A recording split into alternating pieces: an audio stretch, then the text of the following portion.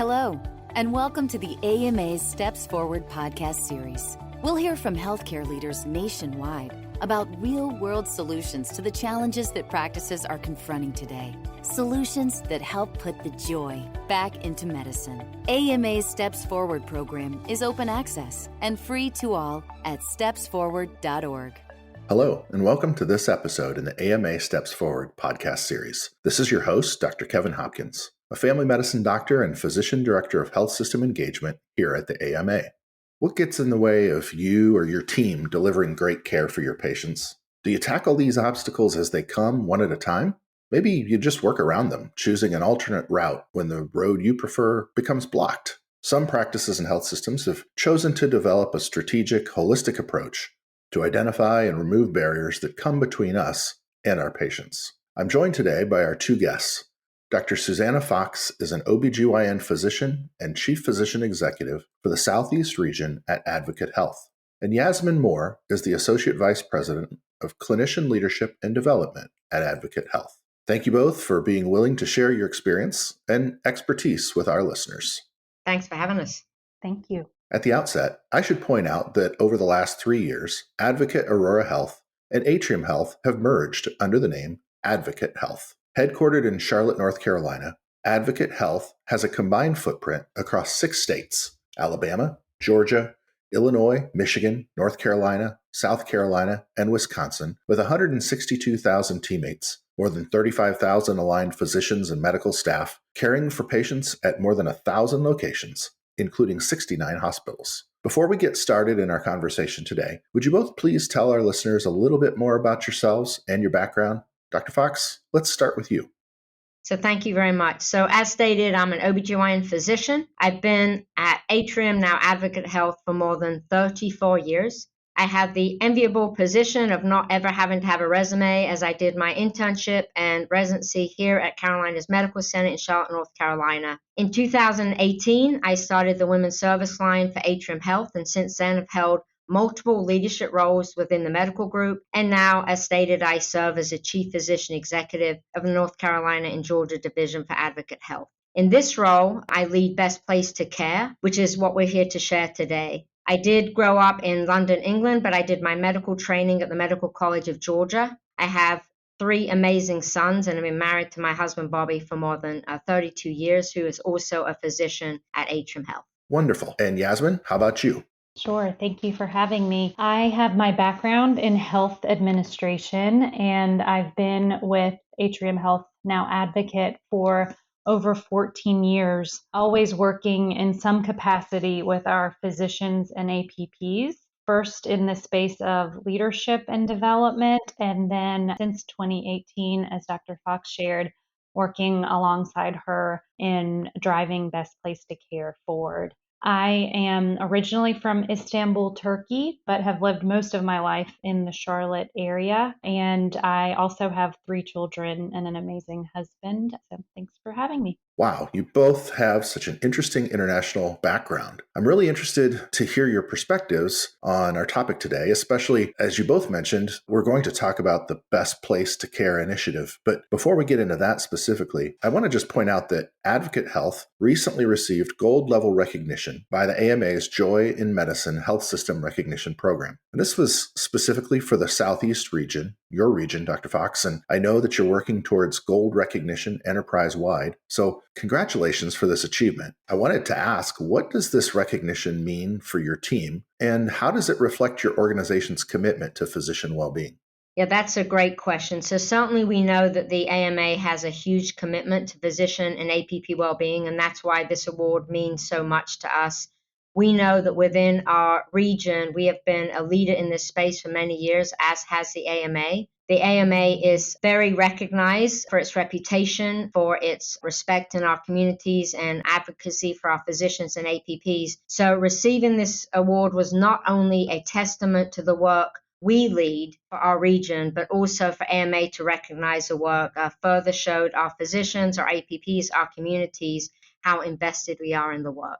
And I believe that Advocate had, maybe it was a silver level recognition earlier, and then put together some strategies and tactics to advance to a gold level recognition in this program. Could you talk for just a moment about that? Yeah, so the first time we applied, like you said, we got the silver level recognition. The AMA itself has been instrumental in helping us fill some of the gaps that we had. We wanted to advance our work in every possible way to make sure that we took care of our physicians and APPs so they in turn could take the best care of our patients. And so with their guidance and working with the AMA, we were able to advance into the gold area for the 23-24 years. I love what you said, and I'm paraphrasing here, but to take the best possible care of our physicians and our people so that they can take the best possible care of patients. I think that's a perspective that we would love to see more from different health systems and practices across our country. In our opening, we talked a little bit about, or maybe you both referenced, the Best Place to Care initiative at Advocate. Could you please give us some background about that initiative? What is it and how did it come to be? So I can start with that and then turn it over to Yasemin. So first of all, at Atrium and Advocate Health, we take immense pride in being really early adopters of physician and APP well-being. In fact, it started back even prior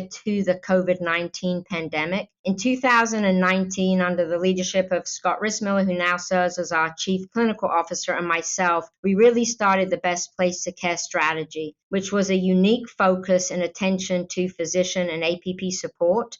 At that time, our clinician engagement was lower than we wanted it to be, and we were committed to making sure that we improved it. So we wanted to make sure that we listened to our physicians and APPs, act on the little things. And what started as a grassroots effort has taken on a strategic enterprise focus, and we've had the full support of our CEO, Gene Woods, which I think has really allowed us to elevate this work even faster than a lot of other organizations, because he sees the importance of this work. Our mission statement for Advocate Health is to improve health, elevate hope, and advance healing for all. And we realized that it was time to turn that mission statement inward. Again, we cannot take the best care of our patients if we don't first take best care of our physicians and APPs. As a physician myself, I know that probably the last person I think about is myself, and we really wanted to make sure that taking care of each other, taking care of ourselves was a priority, and that's the reason why we started this work. I'll let Yasemin really talk about sort of what the goals of the program is and how we've organized the work a little bit. Thank you. So the goals of Best Place to Care and this program include helping reduce administrative burdens for our clinicians, improving the workflow efficiency by leveraging technology in new and innovative ways, and providing opportunities for mental health and professional development along the longitudinal of a career for our physicians and APPs. And just to go back to your prior question about the Joy in Medicine Award, why it was so complimentary for us and Best Place to Care was in our focus, it was so much more than just helping individuals access support or increase their resiliency.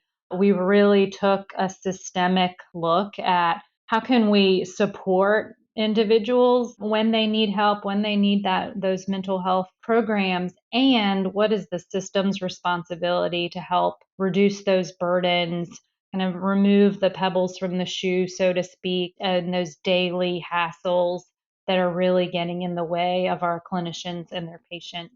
And the Joy in Medicine Award framework just really helped us to focus in on that.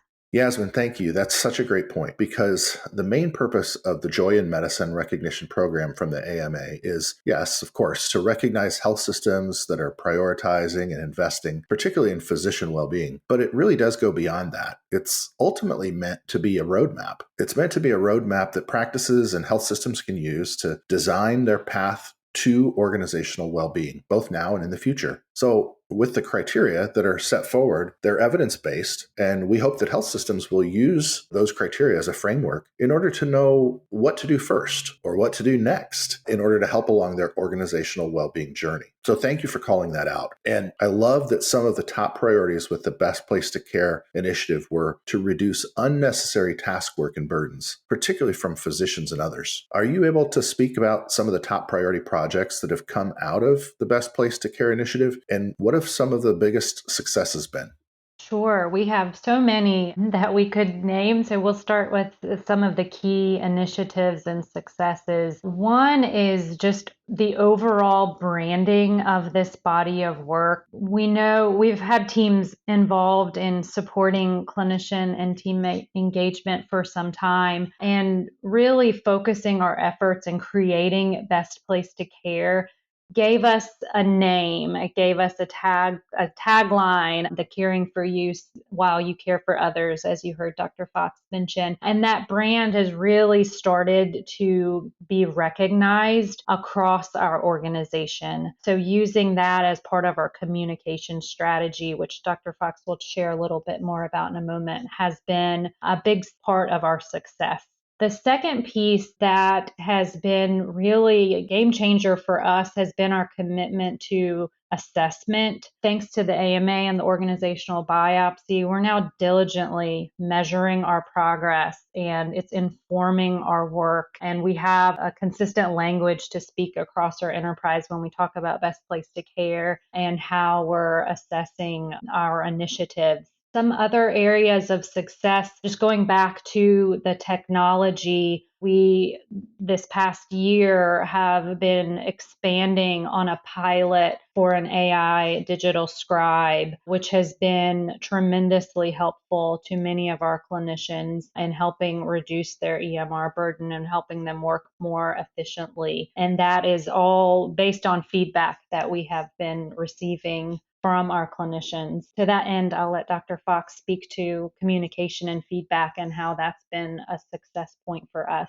Yeah, I think initially when we started looking at this work, our physicians and APPs did not really feel heard. They felt heard at the local level, but not at the more regional and enterprise level. And so we have put a lot of work in, have been very intentional at how we hear our physicians and APPs, make sure that we have a really good feedback loop, that we hold listening sessions. Again, we use the AMA organizational biopsy to inform a lot of our strategies. We have newsletters that we send out, which really explain the why. So we heard you, this is what we did, but also this is why we can't do this in the current state. I'd also say that one thing that I am very proud of that is really sort of the pinnacle of our communication strategy is right when COVID began, I started something called the Daily Brief, where I sent out a communication to our physicians and APPs around the good, bad, and ugly of everything around COVID, our PPE, what we're experiencing, what our ICUs look like, and those types of things. And through that, we have continued that at least weekly to ensure that our physicians and APPs are up to date with all the things that they may hear in the news, but things that are going on within our organization. And that has been very well received. We show up in person, so we're not sort of just nameless, faceless people. We show up to network gatherings. We have had a lot of family events so that our physicians and APPs really feel that they're a part of a community, which I think is really important to establish the network that they have to ensure that they have adequate support. Thank you. So many of the things that you both just mentioned are so critically important. Dr. Fox, you mentioned about feeling part of a community and how important that is, to feel like you're part of something bigger than yourself and like you belong, to have a sense of belonging and feel that sense of value. And Yasemin, I heard you say the phrase, caring for you while you care for others. Dr. Fox, I think you may have mentioned it earlier too, that so many times for physicians, particularly the last person we think about is ourselves. And yet we know that if we take better care of ourselves, and if there are systemic tactics and strategies in play that help us to take care of ourselves and support us to take care of ourselves through organizational support, that we'll deliver better care for our patients, have better outcomes, fewer errors, all those types of things, and not to mention less burnout. Yasemin, you mentioned your commitment to assessment, and you brought up the AMA's organizational biopsy. I know that your health system has engaged with our AMA team and our organizational biopsy survey tools and services, I think several times over the last 5 years. How has the AMA organizational biopsy and the team that supports it been valuable on your physician well-being journey? Oh my goodness, we could use the whole podcast time just to talk about our experience with the organizational biopsy and the team. They have been invaluable to us in this journey. And from just the creation of our assessment to reviewing the data. They're just a part of our team, really, an extension of our team, and it's been a remarkable partnership. When we set out to find an assessment that we wanted to use for this purpose, the organizational biopsy was just such a natural fit as we were in this exploration because of its kind of looking at all the dimensions from burnout and stress and individual factors, but also the work environment and the EMR and what's happening in the day-to-day. And that's what set it apart from the other tools that we were looking at. It just aligned so beautifully with our vision for Best Place to Care to be this multidimensional strategy. So that was fantastic from the get-go. The team has so much knowledge in both the assessment, the measures, but also just the landscape with all the other partners that are using the AMA's tool. They have really helped us in identifying the areas where we're doing well and what's going on there, and that we can continue to expand. And also, what are the hot spots where we should be investing possibly more time and energy? So it's just been an incredible partnership for us. Well, I know our team will really appreciate the complimentary words that you used and the gratitude that your health system has shown for the work. And clearly, your health system, particularly the physicians and APPs, have really engaged in it. When I looked at your 2024 survey that you all did in your health system, 4,000 of your 7,500 employed physicians and APPs participated. So much more than a 50% response rate. When you look at the progress you've made over time, all the measures that we indicated as our key performance indicators were above the national averages. So clearly you're doing a lot of things right within your health system, and you've made significant progress over the last few years. To that end, as we're talking about the Best Place to Care, what impact has the Best Place to Care work had on the everyday experience for physicians and APPs in your system? How is maybe their day-to-day work different today than what it was, say, a few years ago as a result of the Best Place to Care initiative? And what's the feedback you've received as a result? So I can take that. I think there's no question, like Yasemin's already said, we have a brand. Our physicians and APPs know that we have their back, that they have a safe place to come to us to ensure that we are listening to them. I'll give a few examples of some of the things that we have implemented based on our work and based on the feedback of our physicians and APPs. One is that we have started a part-time policy. We know that physicians and APPs have other competing priorities in their lives, and so we've made it very easy to ensure that those who want to establish a part-time track can do that. And we have a very well-structured process to do that. I've also started some litigation support. We know that no matter how hard our physicians and APPs work to take care of patients, outcomes can certainly not always be how they want them to be.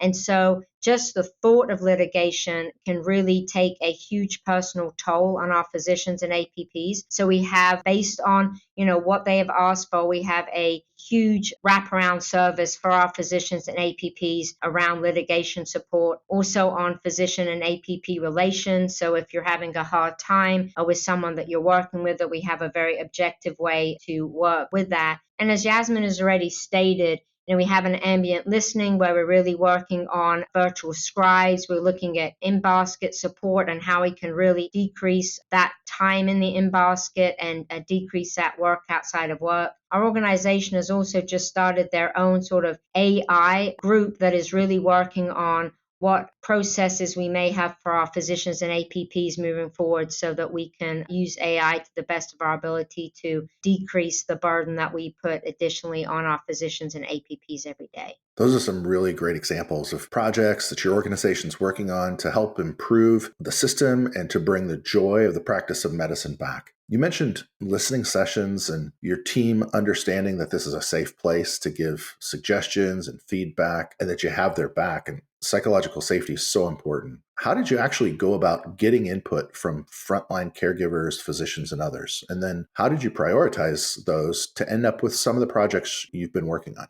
Yeah, so we have a specific inbox that is dedicated to our physicians and APPs that can let us know things that they're experiencing.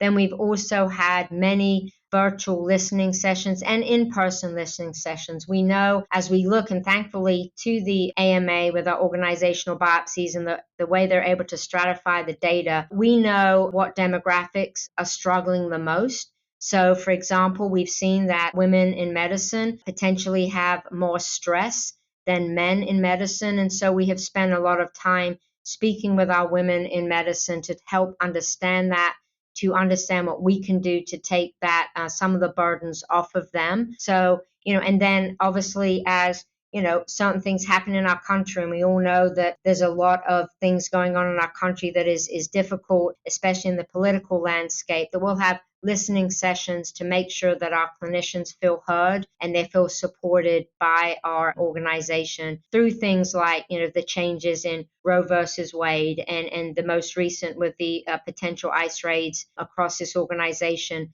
Physicians want to know that we have our finger on the pulse, that we are there for them, that we understand that this can certainly cause a lot of anxiety, and make sure that they have confidence that we are on top of that for them. Well, thank you for sharing. Data can be a really powerful tool, of course. And there's the old saying that you can't manage what you can't measure. And so the measurement is certainly part of it to get the data. And then we have to take the initiative to act on it as a result of that data. What were some of the keys to success that you've experienced with your health system as you've gone through this 5 to 6 year journey around best place to care?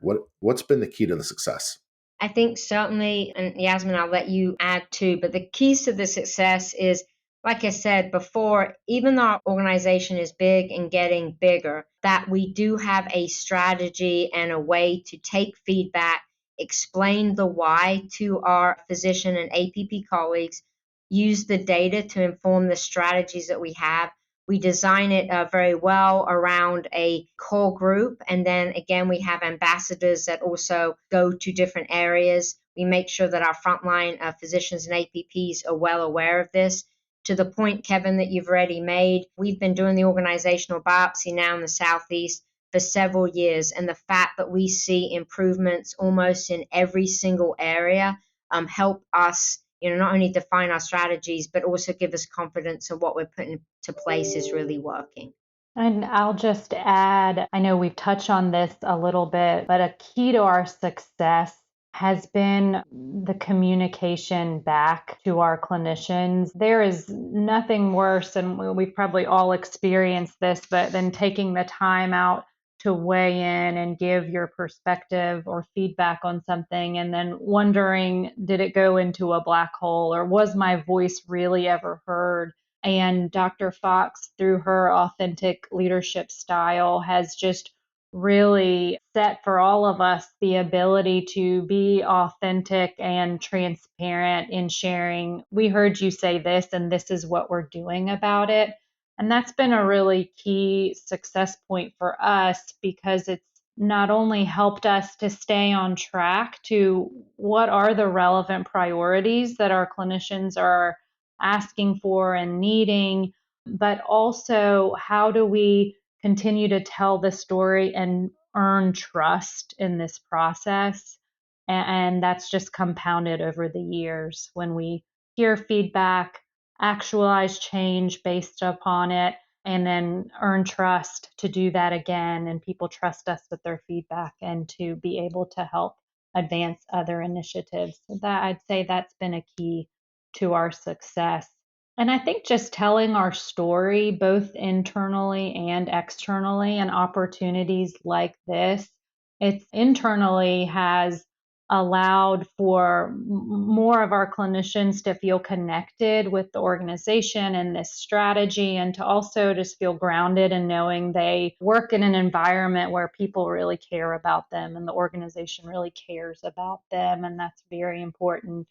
Externally, through opportunities like this, the Joy in Medicine Award, Dr. Fox and I recently shared at the International Conference on Physician Health our story with Best Place to Care. And that has just opened up so many new connections for us and opportunities to learn what other health systems are doing. This work is really hard, and also nothing's more important than it. And so telling our story has been, I think, a key part of our success.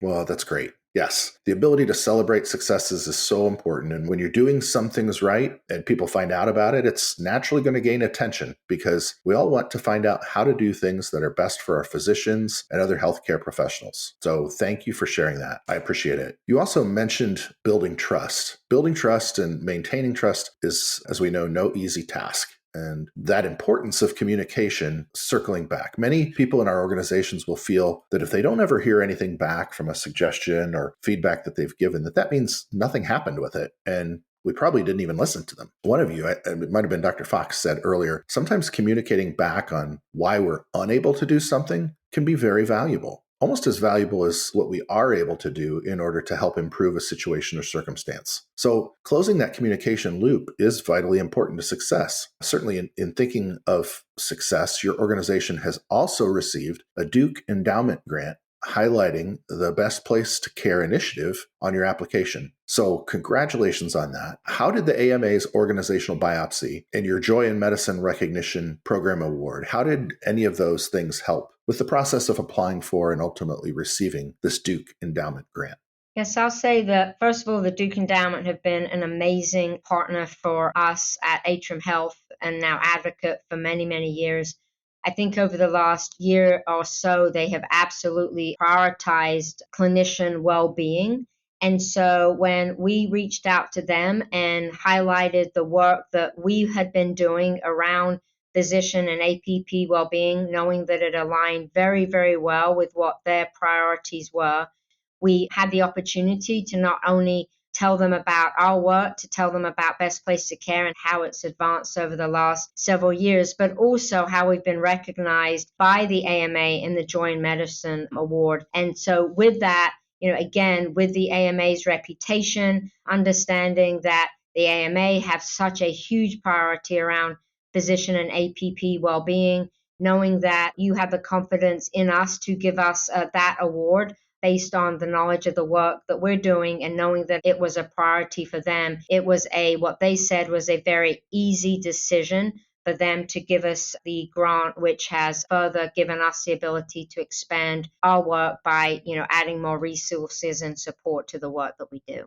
And I would just add the organizational biopsy and our commitment to it really helped us in demonstrating for the Duke Endowment our commitment to measuring our progress and identifying ways to focus and be more strategic in our efforts. And we couldn't have told our story in that way and focused our actions in that way without the organizational biopsy data to help us.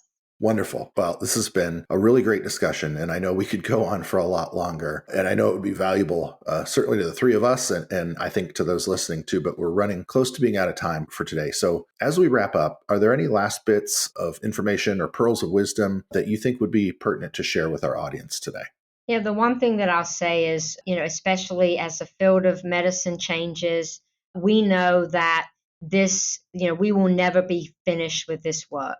This is a infinite game. We know that no matter how many things that we're doing well, that there are many things that our physicians and APPs experience just by the changes in medicine over the many years. So what we are doing is, we will continue to really celebrate the wins, understand the challenges, continue to listen to our physicians and APPs. This has been a huge recruitment and retention tool. We are very fortunate that folks that come to us stay with us for a really long time. And I hope that is in part due to the culture that we are building. And so we will continue to commit to doing that for any physician and APP that joins our organization. And I would just add, while this work can often bring its challenges, with the industry of healthcare changing so swiftly, sometimes it feels like we have more problems to solve and they stack up before we can even knock the first one down. But I think it's so important to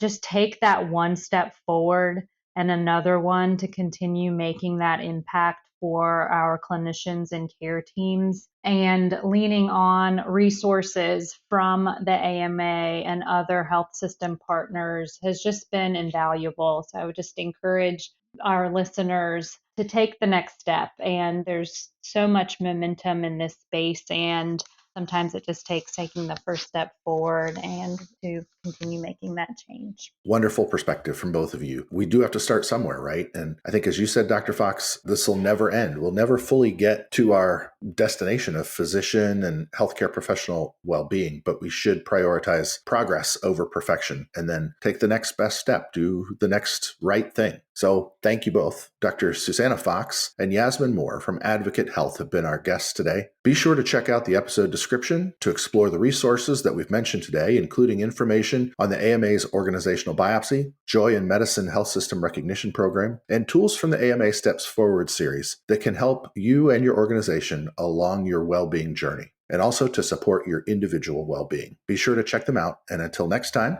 stay well. Thank you for listening to this episode from the AMA's Steps Forward podcast series. AMA's Steps Forward program is open access and free to all at stepsforward.org. Steps Forward can help put the joy back into medicine by offering real-world solutions to the challenges that your practice is confronting today. We look forward to you joining us next time on the AMA's Steps Forward podcast series, stepsforward.org.